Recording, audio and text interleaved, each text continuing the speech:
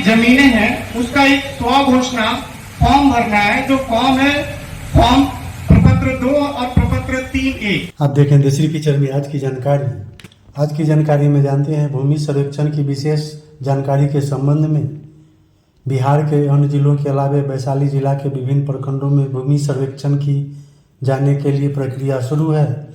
भूमि सर्वेक्षण संबंधी विशेष जानकारी पंचायतों में ग्राम सभा का आयोजन कर रैयतों को भूमि सर्वेक्षण प्राधिकारी द्वारा विशेष जानकारी दी जा रही है। आगे देखते हैं भूमि सर्वेक्षण के लिए आसान उपाय लोगों ने किसी से खरीदा है, क्या बताया। एक होता है रैयती जमीन जो हमारे पुरखों के नाम पे है, हो सकता है हमारे दादाजी का, हमारे परदादा जी के नाम पे है, या ऐसा भी जमीन हो सकता है किसी को किसी तरह से मिला है, जैसे वास्तविक पर्चा के रूप में मिला है, भूदान के रूप में मिला है, अलग अलग तरह की जमीन होगी। तो उसको आपको कैसे इसमें मेंशन करना है ये हम बताएंगे अभी, ठीक है। उसके बाद सबसे ज्यादा जो क्वेश्चन आते हैं हमें अभी कि मेरा परदादा दादा के नाम पे है, उसको अभी जो जीवित हैं उनके नाम पे कैसे करें हम लोग। तो मैं आपको सब लोगों को बताऊं कि जो लोग अभी जीवित हैं उन्हीं के नाम पे नया खाता खेसरा जो भी होगा वो बनेगा, जो अभी नहीं है उनके नाम पे नहीं होगा, तो जो भी उनके वंशज होंगे उन्हीं के नाम पे होगा, ठीक है। तो अभी कुछ थोड़ा सा बातें मैं बताता हूँ, फिर आगे आगे हम लोग बात करेंगे। तो देखिए आप लोगों को अभी जो फर्स्ट स्टेज में आपका जो काम है वो है प्रपत्र 2 और 3A भरना। प्रपत्र 2 क्या कहता है, इस टाइप का कुछ फॉर्म रहता है, ठीक है। यहाँ पर आप देखेंगे तो प्रपत्र 2 लिखा होगा। प्रपत्र 2 में लिखा होगा कि रैयत द्वारा स्वामित्व धारित भूमि का स्व घोषणा प्रमाण पत्र, मतलब आप खुद इसका स्व घोषणा करके इस फॉर्म को जमा करेंगे। आप क्या करेंगे, जो भी आपका जमीन है, जो भी आपका खाता खेसरा है वो मेंशन करेंगे, रकबा लिखेंगे, चौहद्दी लिखेंगे और खुद ही साइन करके इसको जमा करेंगे आप, ठीक है।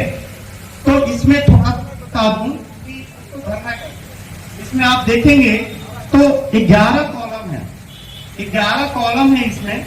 तो पहला नंबर पे देखिए क्या भरना है। पहला नंबर पे आप देखेंगे तो लिखा है रैयत का नाम। मैं एग्जांपल भी दूंगा आपको कि कैसे भरना है, आप थोड़ा धीरे धीरे सुनते रहें, जो भी डाउट होगा तो हाथ खड़ा कर ले, हम बता देंगे बीच में, ठीक है। इसमें है पहला नंबर में आता है रैयत का नाम। तो क्या सिर्फ रैयत का नाम लिखना है, उसके साथ साथ लिखा है सह हिस्सेदार का नाम, अंश अगर कोई हो, और उसके साथ लिखा है पिता का नाम, मतलब जो भी रैयत है वो अपना नाम लिखेंगे, उसमें कोई हिस्सेदार है उसका भी लिख सकते हैं। तो अभी मैं एग्जांपल के तौर पर लेता हूं कि कोई रैयत है, उनका नाम कुछ भी है और वो अपने फादर के नाम के साथ पहला कॉलम भरेंगे, ठीक है। उसके बाद दूसरे में आता है आपका अस्थायी पता, तो जहां पे भी आपका पता है वो भरेंगे। नेक्स्ट आता है आपका उसमें खाता खेसरा, तो जो भी आपका प्लॉट होगा उसका कुछ ना कुछ खाता और खेसरा होगा, वो आपको यहाँ पे भरना है। उसके बाद आता है आपका रकबा। रकबा जो भी होगा उसको आप डेसिमल में भरेंगे, ठीक है। उसके बाद आता है चौहद्दी भरेंगे कि आपके चारों तरफ कौन कौन है। उसके साथ आता है किस्म का मतलब ये होता है कि जमीन जो है वो किस टाइप की है, किस टाइप का है कहने का मतलब है कि धनहर है या मीठ है या परती है। तो आप जैसे खेती कर रहे हैं, 2 से ज्यादा फसल ले रहे हैं, 2 फसल ले रहे हैं, तो वो कैसा होगा, धनहर होगा। हो सकता कोई ऐसा जमीन हो जिसपे एक ही फसल होता है, या कोई ऐसा भी जमीन हो सकता है जो भी पड़ती, तो आप यहाँ पर किस्म को लिखेंगे, ठीक है। उसके बाद आता है शेष को छोड़कर लगान। तो कोई आदमी कोई लगान दे रहे हैं तो वो अपना मेंशन करेंगे, नहीं तो इसको छोड़ देंगे। आगे आता है जमाबंदी संख्या। आपने यदि उसका जमाबंदी संख्या जो भी है वो आप यहाँ पे लिखेंगे।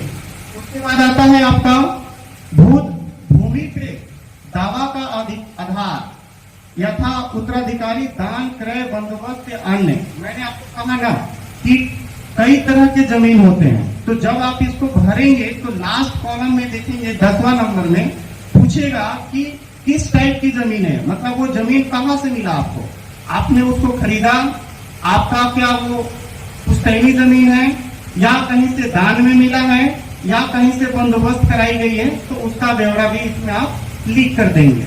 ठीक है, उसके बाद कुछ अभिव्यक्ति है जो आपके पास कुछ हो तो आप मेंशन करें, नहीं तो उसको छोड़ सकते हैं। ये होता है प्रपत्र। तो यह थी आज की जानकारी। इसी तरह की अन्य जानकारी देखने के लिए कृपया इस चैनल को कर दें लाइक और सब्सक्राइब। धन्यवाद।